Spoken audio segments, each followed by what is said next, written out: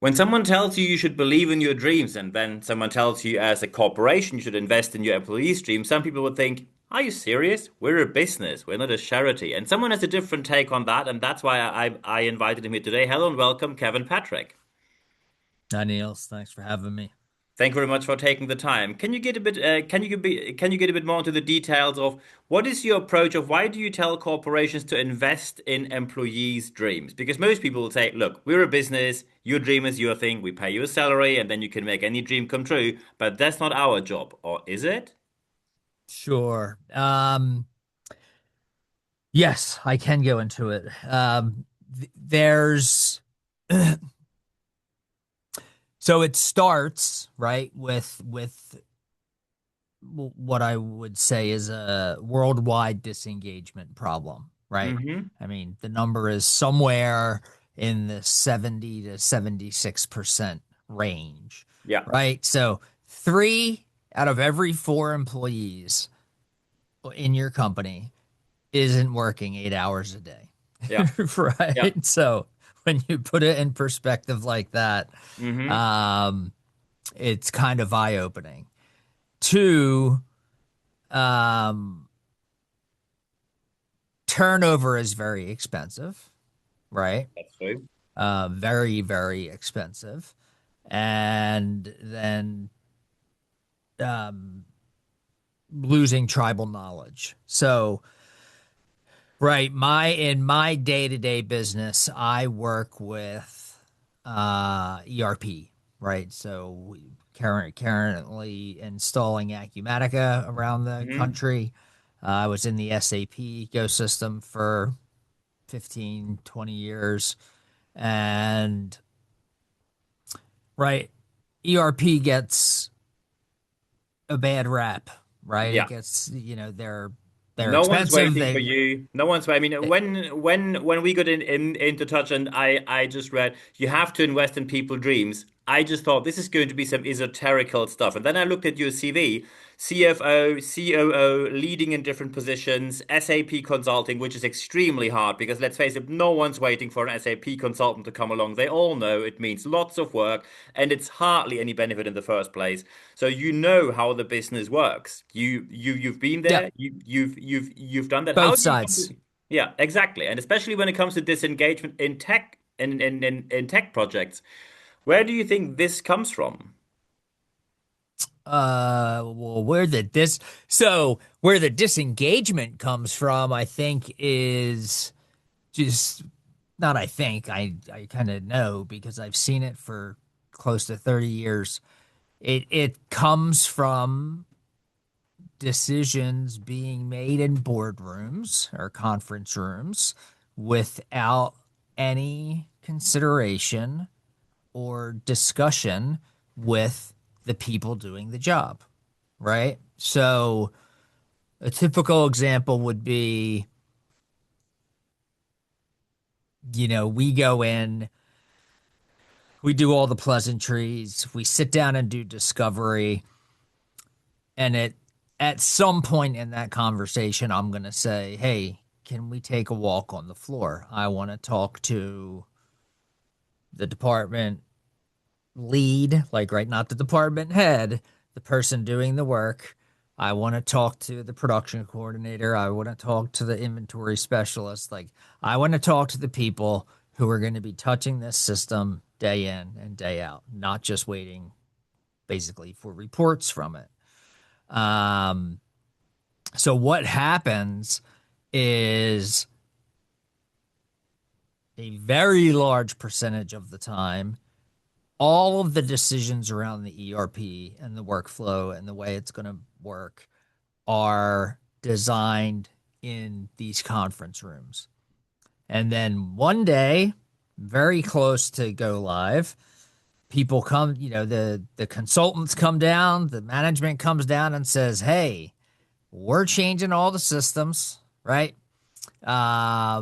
Your job is now not to do this, it's to do this." And Mm-hmm. essentially, what you just told your employee is you don't care about them. Your opinion doesn't matter. It has no weight into how we drive our business. And I think anybody that's been in a leadership position for long enough knows you can't do anything without your people, right? Your people That's need true. to be on board. Yeah, So, absolutely. um, yeah. So, that's where I think the disengagement comes from, or at least part of it, right? I mean, Mm, the other part of it is life is lifing all the time, right? People have things going on, right? Whether their parents are sick, they're sick, child sick, got in a car accident. I mean, you name it, like life is just happening. mm, So, you know, what when they're sitting at work and they're worried about their child who is in some sort of, distress, um, they're not thinking about work. They're thinking about how to get their child out of trouble, or out of this state of distress. So I noticed that there was a disengagement problem very early in my career, just mm-hmm. based on the fact that I dropped out of college, right? I did. I partied too hard. I dropped Okay. out of college. I went to work on a factory floor, and within about 6 months, right, they plucked me off the floor and put me on the fast track to management. They were like, "Hey, this kid has a head on his shoulders, and let's rock and roll." I saw that, So yes. You became director of operations pretty quickly after you basically started working. So that is pretty pretty, quickly, yeah, yeah, within a year or two, yeah, yeah, which yeah, especially in the US, I think is unusual, especially many HR departments will ask, so where did you study? Where's your degree? And you made it without all of that.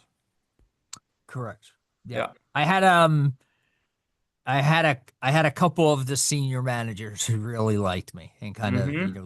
lobbied for me. Well, So they it was probably lobbied for you because you did your job very well. They didn't lobby for you just because you had a nice face or they just liked your jokes. Yeah, I was very fortunate. Yeah. I owe those folks my whole career, like plain and simple. Um, so there's fast forward, right? 20 years. Well, like we don't have time to talk about all of it. Fast forward 20 years. I'm now in the ERP space, right? Like I was on the other side of the Hmm. table in operations and financial management. And I always found myself in positions where a company was going through an ERP implementation. Like it just became my thing. Like I was the change agent guy, right? Like I would go Mm. in and help and facilitate companies through those changes. Well, in 2014, my my SAP partner said to me at the time, "Hey, have you ever considered getting into consulting? Because you're really very good at it." And Hmm. I was like, "No, like I'm kind of at the like I'm the chief operating officer. Like I'm kind of as well, like I'm right below the highest you can go." Yeah. Um, so no, I'm not. I haven't considered a career change. you know. Um, then we talked about it. Me and my wife and I, we just had kids. The factory floor work schedule is brutal, right? Mm. It's not a 9 to 5 gig. It doesn't Yeah. leave a lot of time and forgiveness for family and children and that sort of stuff. So we said, you know what? Let's do it. So we moved from Boca Raton, Florida, up here to St. Augustine. And, fast forward through a couple years on the consulting side of the table, I ran into this book called The Dream Manager, Hmm. written by a gentleman named Matthew Kelly, right? So, as you said, um,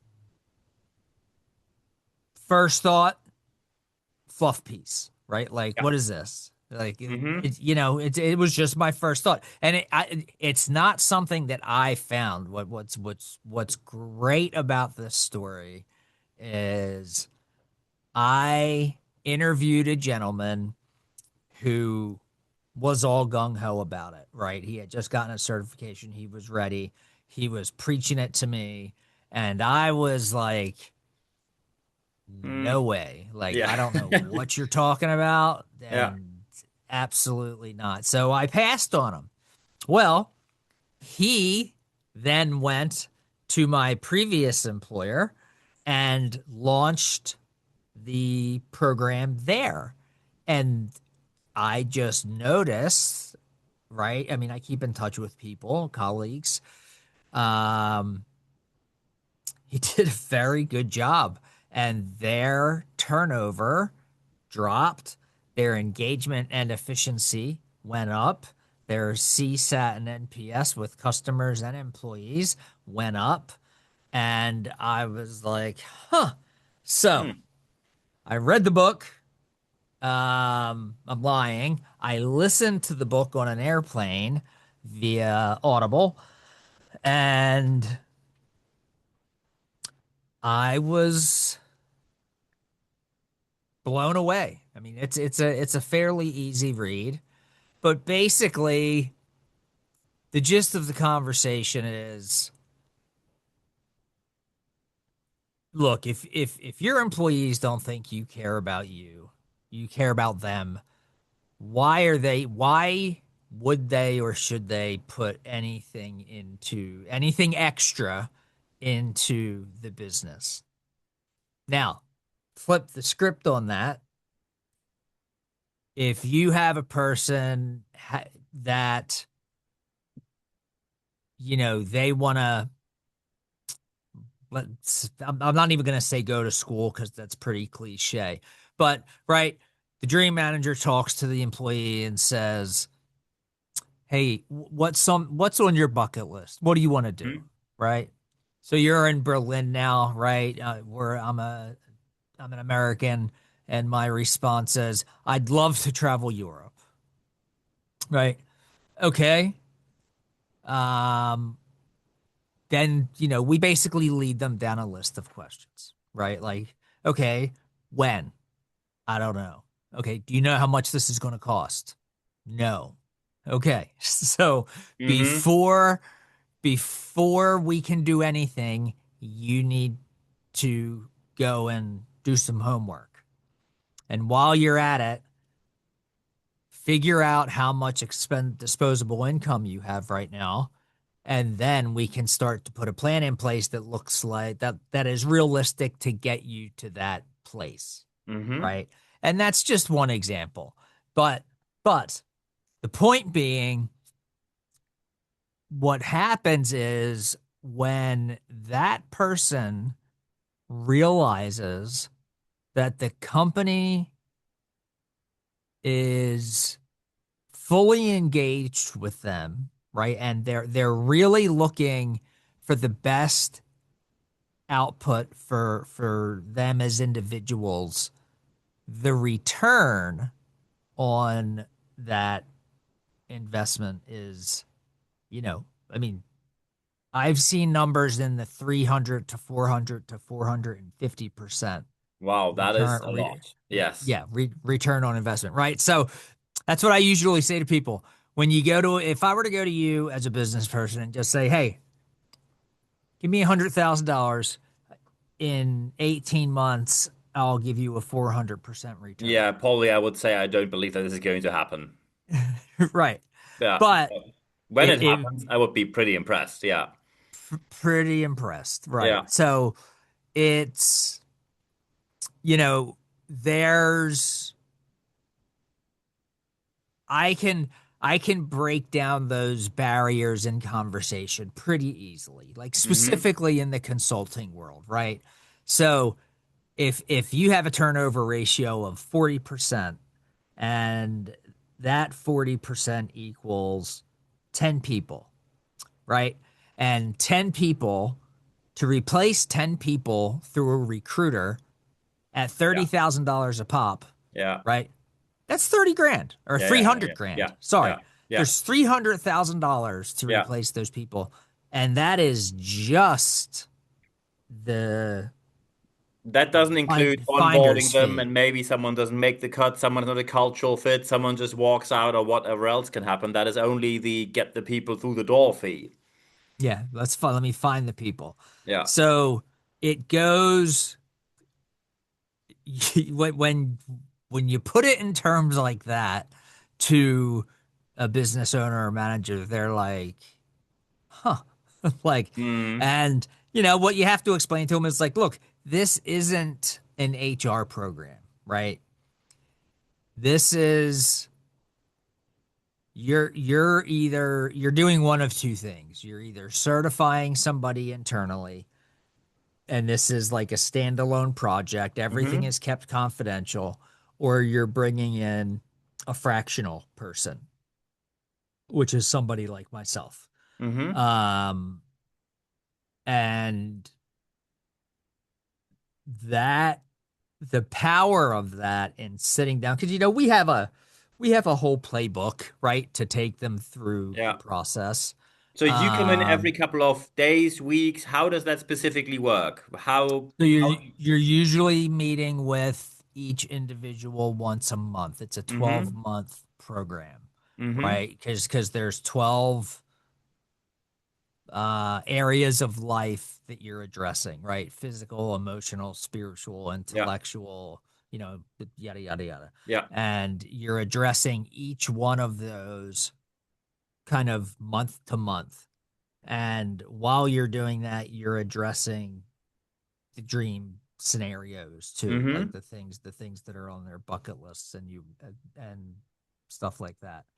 Um, Typically starts out as a pilot, right? I mean, company's not gonna go and dump a outrageous amount of money Yeah. out front, right? So you pick whatever, one person, five people, 10 people, whatever a company's comfortable with.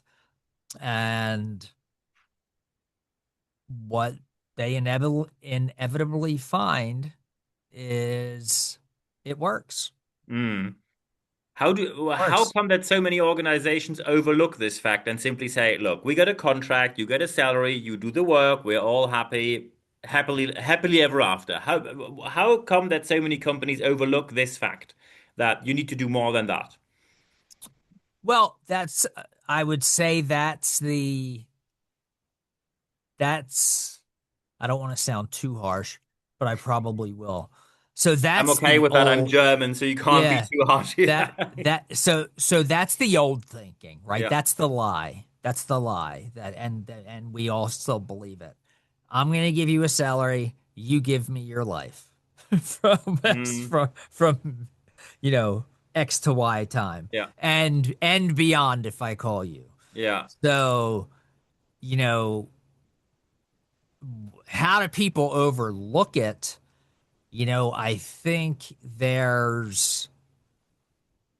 I mean, look, there's been buzz, you have the buzzwords, right? Employee engagement, Mm-hmm. those types of things where employers are trying to do the right thing, but it's it is all of those things that happen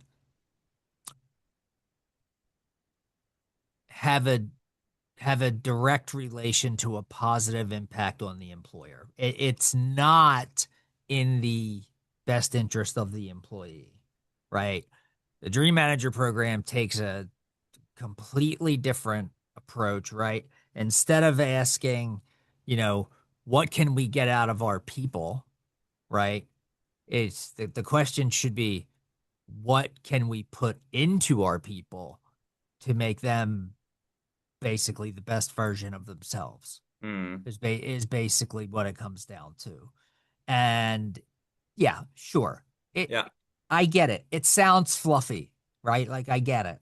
But when you see however long later, 12 months, 18 months, 24 months, whatever, um, when you see that turnover has dropped, recruiting costs have gone down, customer satisfaction has gone up, employee satisfaction has gone up, you're going to say, That was an shit. investment worthwhile. Definitely. Yeah. Yeah, definitely. So to wrap this interview up, when people now say, "Hey, I think I should at least have a chat with you or maybe even bring you in directly," how can people get in touch with you?